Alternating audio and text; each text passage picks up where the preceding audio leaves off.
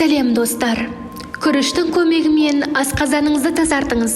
Бүгінгі видеода осы туралы айтатын боламыз.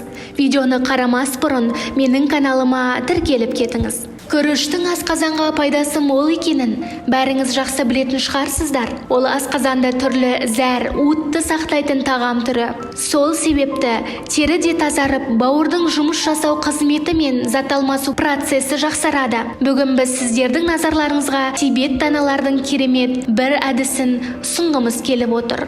Ең қарапайым күрішті алыңыз. Оның мөлшері сіздің жасыңызбен бірдей болуы керек. Мысалы, сізге 35 жас болса, 35 ас қасық күріш қажет. Оны жақсылап жуып, банкіге салыңыз. Кейін күріштің үстіне қайнаған жылы су құйып, қақпағын жауып тоңазытқышқа қойыңыз. Таңертең банкідегі суды төгіп, біраз қасық күрішті алып, 3-4 минут тұзсыз, сүтсіз, ешқандай қоспасыз қайнатыңыз. Дайын болған соң оны міндетті түрде аш қарынға тұтыныңыз. Ал қалған күрішке қайтадан қайнаған су құйып, тоңазытқышқа салып қоюыңыз керек. Банкідегі барлық күріш біткенге дейін осылай жасаңыз. Бұл емдік курс сіздің асқазаныңызда да, теріңізде де тазару болады және жасарасыз. Бірақ бір ескерте кететін жайт, күрішті жегеннен кейін 3 сағат ештеңе ішпеуіңіз керек. Нәтижесінде түрлі аурудың алдын алып, денсаулығыңыз жақсарады. Видео ұнаған болса,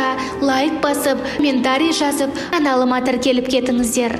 Назарларыңызға рахмет.